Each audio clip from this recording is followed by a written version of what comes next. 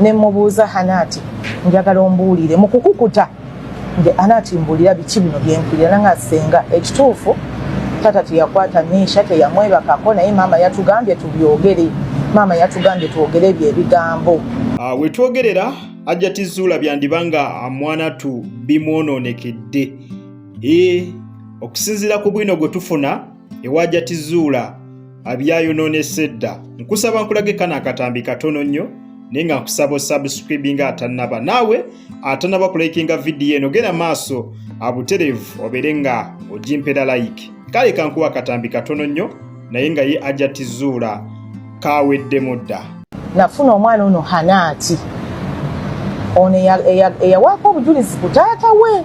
nti taata namulaba nga atigirira Nisha oba agenze mukanankani ka Nisha omwana oyo Hanaati gwe mwalaba mu vidiyo nyinza obutasobola biddamu bulungi kuba sinze yabyogera mu ddakiika ntono nnyo kuba ennyumba yaabwe eri bw'ova ku ddiiro odda ku kisenge kya Hajjati ekisenge kya Hajjati kifeesinze ekisenge ky'abaana kati nafuna omwana oyo mu katono nnyo akabanga ne mubuuza Hanaati njagala ombuulire mu kukukuta nge Hanaati mbuulira biki bino byenkulira nanga senga ekituufu tata teyakwata Nisha teyamwebakako naye maama yatugambye tubyogere maama yatugambye twogere ebigambo naye senga si bituufu naye senga tuyogera maama ajja kunkuba ajja kunzita nemugamba kale sijja kwogera kati nze nave waka ne tugenda ne Hajjati ku poliisi nga mmaze okugattagatta ebintu ebyo mbifunye twatuuka ku poliisi abasawo abasirikale batwala omwana okumukebera nga bali ne Hajjati era Hajjati yakola olutalo lunene nnyo yitayagala tugendereko paka okukanya kwabaawo ne bagenda ensambya ne batwala oyo sisa yagenderako oli omushamira kati Shamira bwe bamala okukebera omwana yankubira essimu nangamba Hajjati ekiriwo omwana baamukozesa omwana asangiddwa nga mukozese naye tebibadde byakukaka tebaamukwata naye ng'omuntu abadde amukozesa abadde muntu ki abadde muntu mukulu naye si byakaakati ekiseera kiyiseeko owulidde naye talina buzibu bwonna bwe yakola ki bwe yafuna nabaana we ali bulungi na buli kimu ng'omuntu kiri bulungi talina mabwa talina kintu kyonna era bankubira okuva ensambya era ekikulaga nti omwana yali bulungi kuba n'omwana kwolwo olunaku yali asomye olugamba nti Hajji yakwata omuki omwana nga talina buzibu bwonna kakati sisita bwamala okunkubira essimu eyo natambula neŋŋenda nsaba omusirikale nanjirayo Hajji nemugamba Hajji ndi mukwano gwo ndi mwannyoko eyo ddettu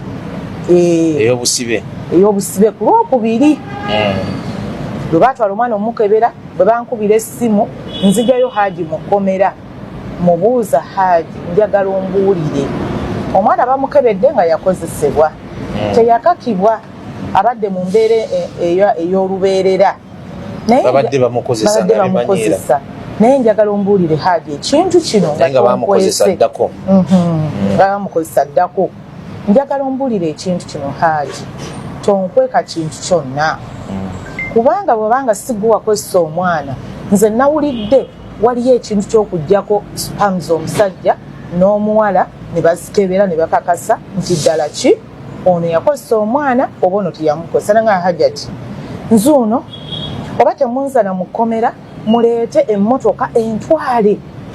bankebere banzijeko enkwasa ezo z'ogambye n'omwana bamuggyeko amazima gakole ki gazuuke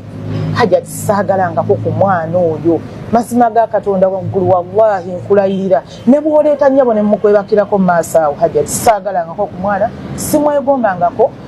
siwulirangako ladde muli kubanga abaana bange bajja bato nze mbakuzizza nze mbasomesa nze mbalabirira mu buli mbeera yonna yonna ntandika ntya okukola ekintu ekyobuseegu ng'ekyo Hajjati nzikiririzaamu wallahi saayagala mwana ne mugamba Hajji kiddemu nga bw'okyogedde wayagala omwana oba tewayagala mwana nali nyimiridde nga mutunuulidde bwenti nga tuyimiridde kuba tulinga abaagala okwenkanankana nemugaddamu ombuulira ekintu nga bw'okyogedde nangamba Hajjati saayagala mwana simwebakangako simwegombangako nze siyingira mu kisenge ky'abaana abo bwe mba mbayita nyimirira bweru ne mbayita ne hanaati jangu ogende mu ssaala z'okusaba nno ne mugaa kiddemu ne muddamu omulundi ogwako ne mugaa Hajji oba tewayagala mwana nze njagala tugende tukole ekintu ekyo kibagambye nti omwana bamuggyamu amazzi ge naawe ne bakuggyako amazzi ne bagakebera nangamba Hajji ati ndi ready muleete kyonna muntwale baganzijeko ninsobera nenzija neŋŋamba bannange nembaga bannange Hajji anzemu bwati ne bwati kati embeera eyo tuba tukyali ku mbeera nva kubuuza Hajji ebigambo ebyo ne watandika okujjawo embeera y'okugamba nti Hajji ati abasayidi ya Hajji ati ne baleeta ekigamba nti Hajji ati bamuwe ennyumba ave muki ate Hajji fandaba ku Jika Media nkwaniriza nenkwebaza nejo jonna ajotusaako engalo nkusaba subscribinga gwe atanaba akusubscribinga nawe atanaba kulikinga video eno gena maaso abuterevu oberenga mwana tu ojimpera like oyo nno gwovo kulaba ye mukyala sister wa Haji Ali Mwizera era nga gwagala full interview osobola gisanga ku account eya Salt Media osobola ogisearchinga kawo ku YouTube noberanga ufuna full interview yonna sisobola kuberanga njireta wano olw'ensonga za copyright naye nkutemeddeko akatono ako kosobodde okuberanga mwana tu olabako oyo ye sister wa Haji Ali Mwizera mu bigambo bye kansuubire amubyewuliriddeko bw'ogenda n'olaba interview eno ekyamazima ogenda kwongera okutya ensi ogenda kwongera n'okakasa nti ddala Hajjati Zuula aliko akabuuza kanene nnyo nga abwokiwulira.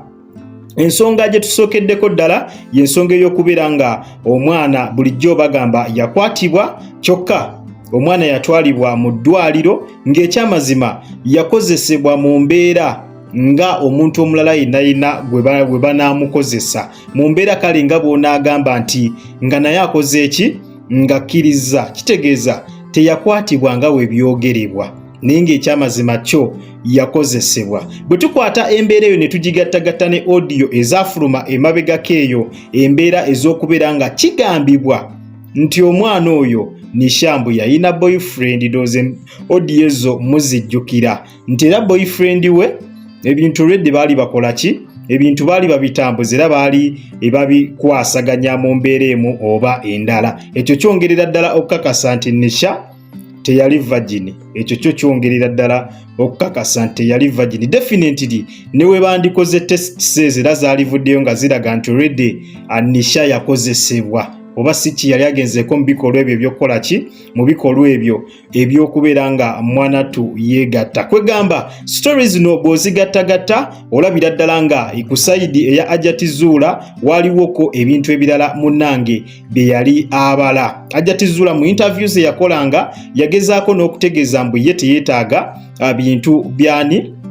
teyetaaga bintu bya Haji Ali. Yagenda maaso n'ategeeza n'otegeeza nti Haji Ali talina bintu byonna byalina ebyo byemulimu omusibako mbu mugagga mbu muki nedda ebyo babalimba mbu Haji Ali si mugagga naye ate okusinziira ku sister wa Haji Ali engeri gy'omuwuliddemu ategeezezza nti bagendako ne mu nteeseganya ez'okubeera nga bamuwa ku bimu ku bintu bya Haji Ali ng'omwo mwe mwali n'ennyumba n'agaana ennyumba already yali mu kuzimbibwa gye yalimu ng'agamba eyo already akola ki eyo already agirimu bamuwe endala eyo already eringa eyaani eyo already eringa eyiye. Era we baali bakkiriza abasista aba Haji Ali bwe batyo n'ateekawo n'akakwakkulizo akalala. Akakwakkulizo kaali kakubeera nga ne Nisha bamuwa millions 2 bwe basobole okubeera nga bwe batyo Haji Ali ateebwa. Kwegamba embeera yonna bw'ogigattagattamu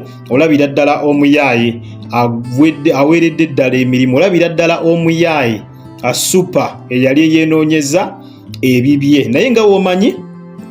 Katonda ye atava mu bantu be Katonda takoowa abantu be era bw'atyo yasobola okubeera nga ensonga zino aziyingiramu from day one. Nze nnyongera okukakasa nti ensonga za Haji Ali ne Hajjati Zuula Katonda yakola atya? Katonda yali azirimu, era n'okujja mu mawulire kyonna kyali mu pulaani za Mukama Katonda yakiteekateeka kibeere bwe kityo. Era y'ensonga lwaki Haji Ali essaawa eno ali wabweru olw'ensonga Katonda ensonga ze yaziyingiramu from day one. Naye ng'embeera yo bwetyo bwekyali sayidi zeeyo. Tutyo nno ng'ensonga za Hajjati Zuula ne Haji Ali nga tuzitadde ku bbali,